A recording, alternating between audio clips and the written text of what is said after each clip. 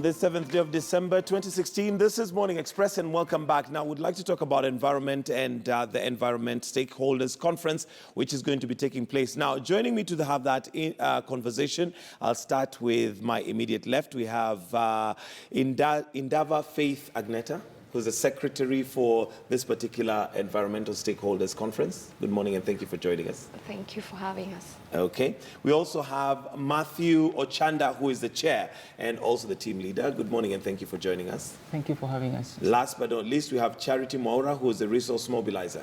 Thank you for joining us too. Thank you. Let me start with you, Bona Chair, Matthew Ochanda, and maybe just let us know what this Environment Stakeholders Conference is all about. Thank you so very much for having us on set this morning. Indeed, we are thrilled and excited as we look forward to the Environment Stakeholders Conference. Incidentally, it happened to be the first one ever to happen. And Team Environment Kenya is a conglomeration of all environmental agencies, organizations, both from private, individual, and public sector. Therefore, it is one of those moments, having been championing matters environment in 1 year or so and a half, we thought it would be prudent and wise to come together for one so that we can, in the spirit of wanting to synergize and work together. So the theme of the conference ideally is building synergy towards environment sustainability. Ideally, that is it. All right. And Indara, we're looking at environment is a big thing right now. Yeah. Where do you think we're going wrong as a country in terms of preserving environment for today and especially for the future? You know, one of the major things I think we're not doing right is we just talk. There's more of talking and not more of actions. Yes. And you know, that's not really helping, because what Team Environment Kenya has been doing for the past 3 years, right? Yes. It's now 3 years. We've been going to schools, we've been going to especially universities and making it practical. So I think the major thing is we should stop the talk and just act on it. Okay. Yeah. And how do you make it practical? What is it that we're not doing that we're supposed to do? For example, like right now when we are thinking of growth, yeah? Growth in the society, and we are doing developments. We are doing more of cutting down of the trees, but we are not substituting it with something that will help out. For example, in the forestry, currently we were having issues with the Mau forest. Yeah. So I think we need to just get in it and do it practically. All right, Charity, this of course is an event that is going to bring stakeholders together to have a discussion and look for a way forward. What is the objective of this particular conference? Okay, the objective of this particular conference is to make people, first of all, educating, because we are targeting the youth, and to bring all people together, like our theme is stakeholders meeting. Stakeholders, in this case, we are targeting the community at large. We partner with everyone, the government.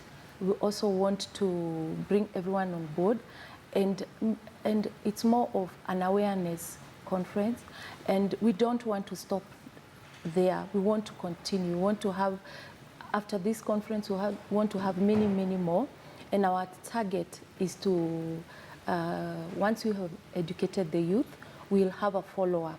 We don't just want to educate people and leave them there. We want to have a follow-up and see whether what we have educated them, they are implementing. Okay. Yes. And coming to you, Matthew. Yes, sir. Of course, we do know that this is a conversation that has been had locally and globally, but like Faith says, it's one that possibly there's been very little action that has been put in place. Why do you think there's been no action? Because it's one thing to say, I mean, I remember the likes of Wangari Maathai. She was very vocal and very active in terms of planting trees and all that. What is it that has stopped us from acting so far? Thank you so much.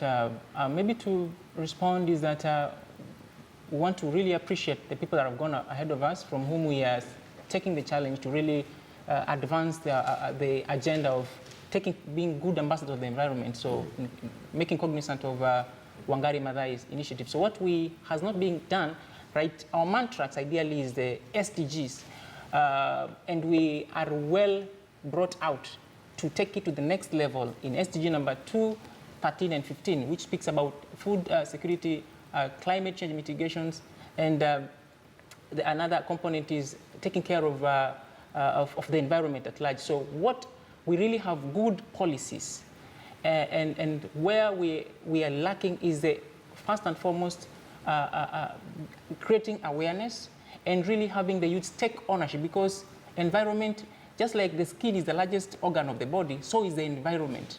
All of us exist in it, and for it to become better, and that which is being done for the results of it to be significant and be realized, we have to join forces from all entities and organizations to ensure that the little bit that we are doing from our various quarters and centers as institutions is significant and can be measurable. Okay. Yes. Faith, looking at food security, this is obviously something that is not starting today. I remember the days we'd have the Freedom from Hunger walk. Yeah. Are we any closer from being free from hunger?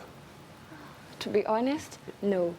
Because and are we getting any closer? Because sometimes it feels like we're getting further. Looking at the population, looking at urbanization, looking at how we've depleted our farming, areas, it feels to me like we're getting further and further from being free from hunger.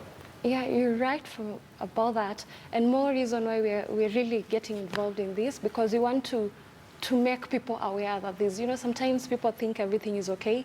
Because as a farmer, for example, if you used to do farming at a certain season, and currently with the way the environment, the climate is, people are tending to either stop doing farming, they prefer buying. So if you as a farmer stop, the other farmer stop, before you know it, everything is going down. So it's better to sensitize people and let them know that this thing it's really an issue, so that they do something. We get to the farmers board and just encourage them to go on doing what is expected of them. But is it that people don't know? Because, like when I talk about freedom from hunger, I'm talking about something that has happened even more than 15, 20 years ago. Yes. Is it a matter of knowledge, or is there something maybe that people are lacking for them to implement? It's not really about the knowledge, the lack of it rather, but it's about just reaching out the government and other stakeholders in the Ministry of Agriculture to bring alternative farming practices or improving on the seed that needs to be planted so that they can maximize on the crop production. And this is a disclaimer that whereas we're speaking about food security and hunger ideally, it is about agroforestry, which we are a stakeholder in or seeking to do something about.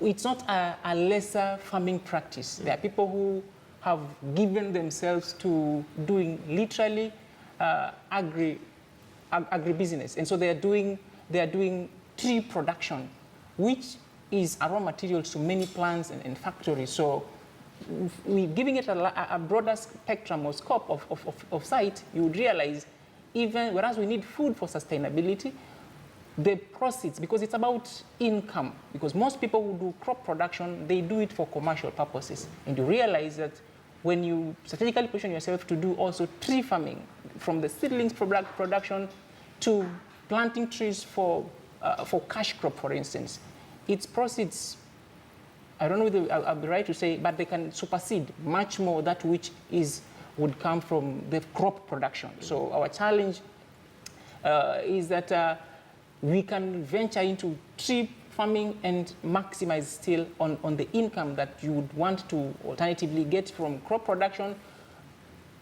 from the ground or the soil that has been depleted of its nutrients. All right, Yes. Charity, as we wind up, one of the things that maybe would help us go green in a big way is agribusiness, like you've mentioned, but the fact that agriculture for a long time has not been very attractive as a source of income. Is there a way of maybe changing that narrative so that people now view it as a very good source of income? Because we have a lot of arable land that is not being used. Yes. Yes, there's a way we can encourage people to do that. First of all is the awareness. And when we, like in this conference, you're going to invite the ministry for Agriculture. Agriculture, Sorry. And they will be talking about some of the crops we can plant that are resistant to climate change. Because once we talk about climate change and the way it's affecting us, we will be able to know, because you can tell somebody to just go and plant crops and they don't do very well. But if you tell people that there is a problem, there is an issue of climate change, and this issue is globally, it's affecting us, all of us, so they will understand that there is a problem. So to make farming much more attractive. Attractive, is to educate people that they are food resistant crops that can be able to sustain even during drought season, and educating them about different ways of farming. All right, and finally, just in closing, what are the dates for the conference? The dates of the conference are set to be from 8th, ideally, tomorrow. We hope to start receiving our delegates from countrywide, youths from all counties. We have invited at least 5 from each. Other than that, we also have invited higher learning institutions to come and showcase green innovations, alternative sources of fuel, and seeing how we can turn that which would be trash into cash, because there is so much employment, or that which will be a source of livelihood disguised into trash, and therefore in the compost pit. So there are very many opportunities in the environment as the larger component aspect of it that it is, that we can, when we give it the right approach or the right look, it will turn out into constructive livelihood. Okay. Yes. All right. Thank you very much. I think we'll have to wind it up right there for letting us know what's happening in that particular area. Faith, Agneta, Matthew Ochanda, and Charity Maura.